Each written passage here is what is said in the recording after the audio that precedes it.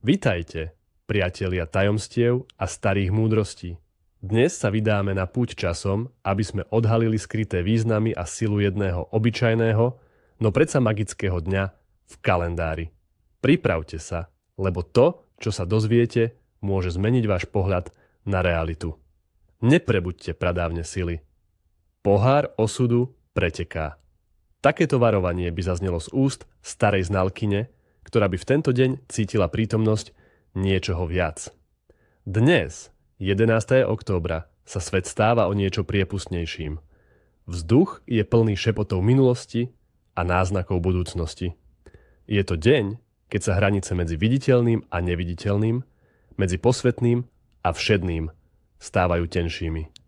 Je to čas, keď múdrosť predkov preniká do našich snov a príroda nám posiela dôležité znamenia. Niekedy ho nazývajú deň strážcu duše. Inokedy jednoducho deň, keď sa má viac počúvať, než hovoriť, viac cítiť, než analyzovať. Október je mesiacom, keď sa príroda pomaly ukladá na zimný spánok. Vzduch je svieži, listy hrajú farbami a zem vydáva svoje posledné plody. V tomto období prechodu, keď dni sa krátia a noci predlžujú, ľudia sa odpradávna obracali k vyšším silám. 11. október, hoci v modernom kalendári označený kresťanským sviatkom, nesie v sebe aj ozvenu pradávnych zvykov spojených so žatvou, vďakou a prípravou na dlhé zimné mesiace. Je to deň, kedy je obzvlášť dôležité venovať pozornosť detailom, lebo v nich sa skrýva kľúč k osudu. V cirkevnom kalendári si dnes pripomíname pamiatku svätého Jána 23. pápeža, ktorého si mnohí pamätajú ako dobrý pápež Ján. Bol to muž, ktorý nechal svet v úžase svojou pokorou, otvorenosťou a vizionárskou odvahou. Práve on otvoril druhý vatikánsky koncil, udalosť, ktorá zásadne zmenila tvár katolíckej cirkvi. V tento deň sa veriaci obracajú k nemu s prosbami o mier vo svete, o jednotu medzi ľuďmi, o múdrosť pre duchovných vodcov a o silu pre tých, ktorí sa snažia prekonávať rozdiely. Jeho príklad inšpiruje k dialógu, k hľadaniu spoločnej reči a k nezištnej láske. Niektorí vidia v ňom aj archetyp strážcu duše. Toho, kto bdie nad duchovným blahobytostí a sprevádza ich na ich ceste. Je zaujímavé, ako sa jeho život a odkaz preplietajú s pradávnymi túžbami po duchovnom vedení a ochrane, ktoré sú tak hlboko zakorenené v ľudskej psychike a starých, často už zabudnutých pohanských koreňoch, spojených s ochranou domova a rodiny v čase, keď sa príroda pripravuje na zimu a je dôležité upevniť väzby a hľadať vnútornú silu. Príbeh Angela Giuseppa Roncalliho, budúceho pápeža Jána 23., je príbehom pokorného roľníckeho chlapca z dedinky Sotto il Monte v Taliansku, ktorého osud predurčil k neobyčajným veciam.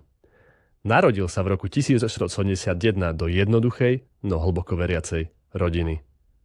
Jeho detstvo, naplnené prácou na poli a modlitbami, ho naučilo pokore, vytrvalosti a láske k ľuďom. Tieto hodnoty si niesol so sebou po celý život, aj keď sa jeho cesta začala stáčať k duchovnej dráhe. Po kňazskom svetení slúžil ako tajomník biskupa, neskôr ako vojenský kaplán a profesor teológie. Vždy sa snažil byť blízko ľuďom, chápať ich radosti i starosti, čo z neho robilo výnimočného pastiera. Jeho diplomatická kariéra, ktorá začala v Bulharsku, Turecku a neskôr v Paríži, bola plná víziev. Ako apoštolský delegát a nuncius nebol len cirkevným predstaviteľom, ale aj skutočným diplomatom, ktorý dokázal prekonávať politické a náboženské bariéry. Počas druhej svetovej vojny sa Angelo Roncalli zapísal do dejín ako záchranca tisícov Židov, ktorým pomohol uniknúť pred holokaustom. Využíval svoj vplyv, vydával falošné pasy a preukazy, aby zachránil životy. Tieto skutky odvahy a súcitu svedčili o jeho hlbokej ľudskosti a morálnej integrite. V roku 1953 bol menovaný za kardinála a patriarchu Benátok. Hoci bol už v pokročilom veku, nepolavil vo svojom úsilí o službu. Keď bol v roku 1958 vo veku 76 rokov nečakane zvolený za pápeža, prijal meno Ján 23. Mnohí si mysleli, že bude len prechodným pápežom, no on ich všetkých prekvapil. Hneď po svojom zvolení preukázal svoje vizionárske myslenie, keď oznámil zámer zvolať ekumenický koncil, druhý Vatikánsky koncil. Bolo to rozhodnutie, ktoré šokovalo Vatikán, ale nadchlo celý svet. Oficiálne ho otvoril práve 11. októbra 1962. Ján 23. veril, že cirkev potrebuje otvoriť okná, aby do nej vstúpil čerstvý vzduch a aby sa lepšie spojila s moderným svetom. Jeho pontifikát trval len 5 rokov, no jeho odkaz je nesmrteľný. Bol to muž, ktorý veril v silu lásky, dialógu a odpustenia. Svojou úprimnosťou, humorom a otvorenosťou si získal srdcia ľudí bez ohľadu na vierovyznanie. Zomrel v roku 1963, zanechajúc za sebou cirkev, ktorá bola prebudená a inšpirovaná jeho víziou. Jeho príbeh je dôkazom, že aj ten najpokornejší človek môže zanechať najväčší odkaz, ak sa nechá viesť srdcom a vierou. Je to legenda o človeku, ktorý počúval nielen hlasy ľudí, ale aj tichý šepot božského vedenia, stávajúc sa tak skutočným strážcom duše pre milióny ľudí. Krečikšo, známky osudu, šepoty dňa. 11. októbra sa vzduch stáva hustejším a prichádza k nám viac znamení, než sme zvyknutí. Treba len vedieť počúvať a vidieť. Jak vás trvujú ľudové pranostiky a povery. Počasie a úroda. Ak na 11. októbra padá sneh, zima bude dlhá a krutá. Ľudia verili, že skorý sneh v tento deň predpovedá mimoriadne tuhú zimu s množstvom snehu, čo ovplyvňovalo zásoby a prácu na statku. Bol to signál pripraviť sa na ťažké časy. Hmla ráno 11. októbra k peknému dňu. Ak sa ráno rozplynula hustá hmla, znamenalo to, že celý deň bude slnečný a príjemný. Bolo to znamenie, že sa ešte netreba obávať mrazov. Vietor od východu v tento deň ohlasuje skorý príchod mrazov. Východný vietor, vnímaný ako chladný a nepríjemný, predpovedal príchod nízkych teplôt. Bolo to varovanie pre poľnohospodárov, aby urýchlili posledné práce pred nástupom zimy. Ak sú stromy v tento deň stále plné listov, zima príde neskoro a bude mierna. Opadávanie listov bolo kľúčovým indikátorom. Ak boli stromy stále zelené alebo plné lístia, verilo sa, že zima nebude taká krutá a príde neskôr. Mnoho žalúďov na dube. Zima bude dlhá a síta. Bohatá úroda žalúďov symbolizovala hojnosť potravy pre lesné zvieratá, čo sa interpretovalo ako znamenie dlhej a snehovej zimy, ktorá si vyžaduje dostatok zásob. Vplývalo to aj na zber dreva a krmiva. Ak sú na poliach v tento deň lastovičky, očakávaj teplú jeseň. Niekedy sa lastovičky zdržiavali dlhšie, ak bolo teplo. Ich prítomnosť bola považovaná za znamenie, že jeseň ešte nekončí a teploty zostanú príjemné. Suchý deň, budúci rok, bude úrodný. Verilo sa, že suchý a slnečný 11. október predznamenáva bohatú úrodu v nadchádzajúcom roku, zatiaľ čo daždivý deň mohol priniesť neúrodu. Bytové a peňažné povery. Ak nájdeš na ceste mincu, zdvihni ju, ale nenechaj ju ležať. Nájdený peniaz v tento deň znamenal nečakaný zisk alebo šťastie. Avšak nesmela sa minúť hneď, mala prespať v dome, aby priniesla skutočnú hojnosť. Ak by sa nechala ležať, mohla priniesť stratu, lebo ste odmietli dar osudu. Rozliať vodu k slzám, ale aj k prečisteniu. Hoci rozliata voda sa často spájala so smútkom, v tento deň mala aj iný význam. Ak sa voda rozliala nechtiac, verilo sa, že očisťuje priestor od zlej energie, aj keď by to mohlo znamenať aj malé trápenie, ktoré však povedie k pozitívnej zmene.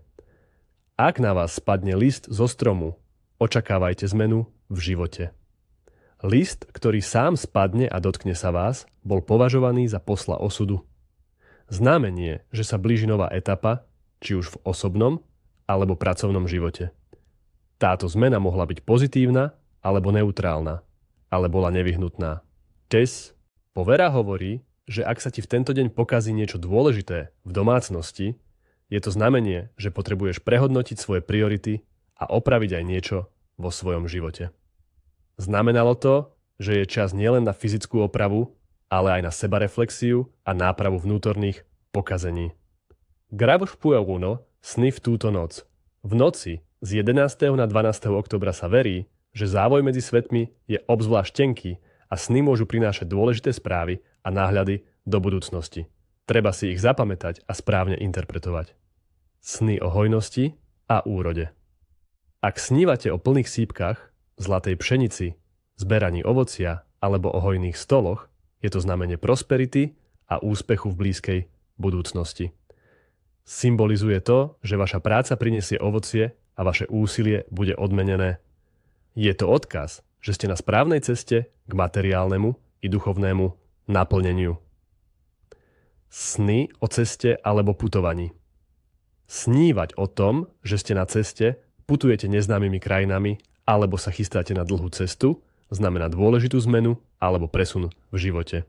Môže to byť nová práca, sťahovanie alebo hľadanie nového zmyslu. Je to varovanie alebo povzbudenie k tomu, aby ste sa nebáli neznámeho a boli otvorení novým skúsenostiam. Sny o vode. Čistá, tečúca voda symbolizuje očistu, nové začiatky a emocionálne uzdravenie. Kalná alebo burlivá voda môže naznačovať vnútorné konflikty, prekážky alebo nevyriešené emócie, ktoré potrebujú pozornosť. Sú to zrkadlá vašej duše a jej stavu. Sny o starých ľuďoch alebo predkoch. Ak sa vám snívajú vaši zosnulí predkovia alebo starí, múdri ľudia, je to znamenie, že vám posielajú múdrosť, ochranu alebo varovanie. Počúvajte ich slová alebo pocity, ktoré vo vás vyvolávajú. Môžu to byť dôležité rady pre váš život. Predstavujú spojenie s koreňmi a rodovou múdrosťou. Sny o svetle a tme. Snívať o silnom svetle, slnku alebo jasných farbách je pozitívne znamenie nádeje, poznania a duchovného prebudenia. Sny o tme, tieňoch alebo nejasných obrysoch môžu naznačovať neistotu, strach alebo potrebu preskúmať skryté aspekty seba samého. Je to výzva k hľadaniu svetla vo vnútri. Narodení v tento deň. Ľudia, ktorí sa narodili 11. októbra, sú považovaní za výnimočných. Osud ich obdaril jedinečnými vlastnosťami. Sú to duše s hlbokou múdrosťou, silnou intuíciou a výnimočnou empatiou. Často sú to prirodzení lídri, ktorí dokážu inšpirovať a spájať ľudí okolo seba, podobne ako pápež Ján 23. Sú vizionári, ktorí vidia veci s nadhľadom a neboja sa kráčať vlastnou cestou, aj keď to znamená prekonávanie prekážok. Ich srdce je plné súcitu a túžby po harmónii, čo ich robí výbornými priateľmi a poradcami. Avšak ich silná idealistická povaha ich niekedy môže urobiť zraniteľnými voči sklamaniam. Majú tendenciu hľadať hlbší zmysel vo všetkom, čo robia a sú neustále v procese učenia sa a rastu. Sú to tí, ktorí často prinášajú do sveta svetlo a nádej, aj keď čelia tme. Ich životná cesta je často spojená s hľadaním pravdy a šírením dobra a sú obdarení darom rozumieť a spájať ľudí s rôznymi názormi. Meniny. Dnes oslavujú meniny Bruno a Zvonimír. Bruno. Meno Bruno má nemecký pôvod a znamená hnedý alebo ochranca. Ľudia s týmto menom sú často vnímaní ako silní, spoľahliví a premýšľaví. Majú tendenciu byť hlboko spojení s prírodou a často hľadajú pokoj a rovnováhu. Sú to verní priatelia a obetaví partneri, ktorí si cenia úprimnosť a poctivosť. Ich povaha je často pokojná a vyrovnaná, no zároveň majú vnútornú silu a odhodlanie. Často sa vyznačujú umeleckým cítením alebo sklonom k štúdiu a poznávaniu. Sú to strážcovia svojej rodiny a hodnôt, ktorým veria.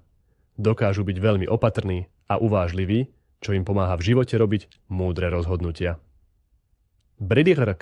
Tradície a rituály. Čo je dôležité urobiť? V tento deň je dobre venovať sa činnostiam, ktoré podporujú múdrosť, vďačnosť a spojenie s duchovným svetom. Pripravte sa na niektoré staré rituály, ktoré vám pomôžu načerpať silu a ochranu. Rituál hľadania múdrosti a jasnosti. V Cieľ. Získať jasno zmysle, duchovné vedenie a múdrosť pri dôležitých rozhodnutiach. Čo potrebujete? Jednu bielu sviečku, zápalky alebo zapaľovač. Tiché a pokojné miesto v dome, ktoré vnímate ako svoje útočisko. Kedy a ako ho vykonávať? Najlepšie je vykonať tento rituál ráno, pri východe slnka alebo večer pri západe.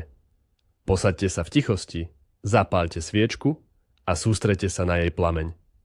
Nechajte myšlienky voľne plynúť, no zároveň sa snažte upokojiť myseľ. Predstavte si, že plameň sviečky je zdrojom múdrosti, ktorá preniká do vášho srdca a mysle. Text záhadného zašepkania, ak sa cítite pripravení. Ó, duch múdrosti, osvieť moju myseľ, otvor moje srdce. Nech cesta moja jasná bude. Rozptýľ hmlu pochybností, ukáž mi správny smer. Nech láska a porozumenie naplnia tento dom a moju dušu. Dnes a na veky. Pošepkajte tieto slova 3-krát s hlbokým presvedčením. Čo robiť potom? Nechajte sviečku dohorieť, ak je to bezpečné, alebo ju opatrne zhasnite. Počas dňa si všímajte náhle myšlienky alebo nápady, ktoré vám prichádzajú.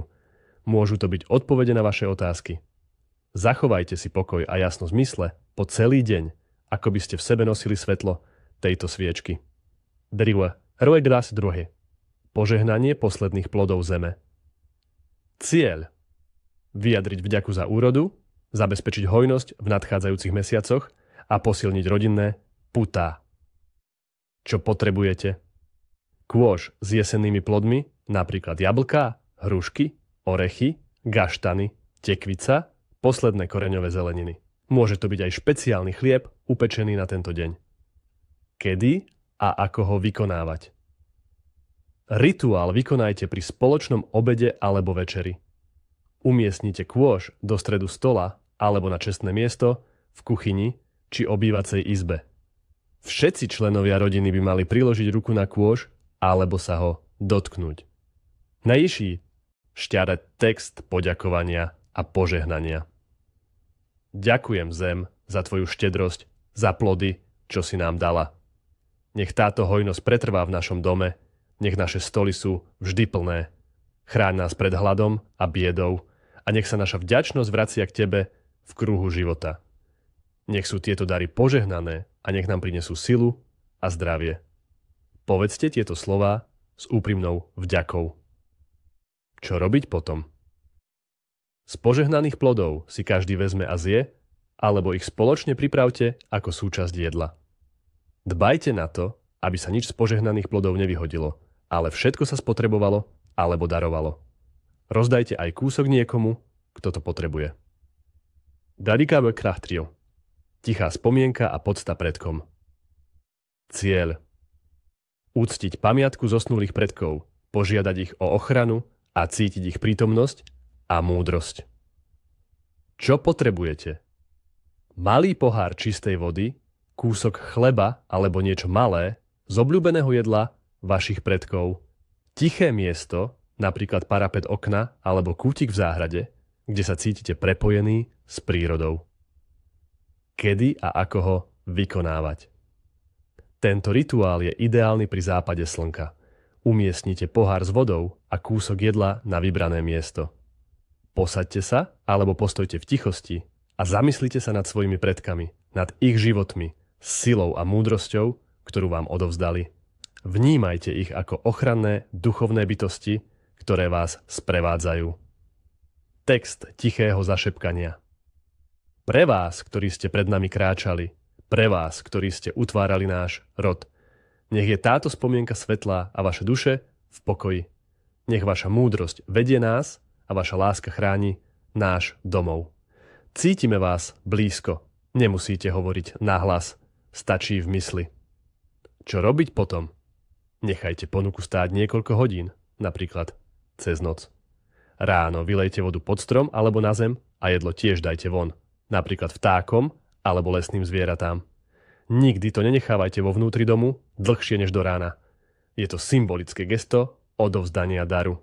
Barivek selský. Kulinárne tradície dňa.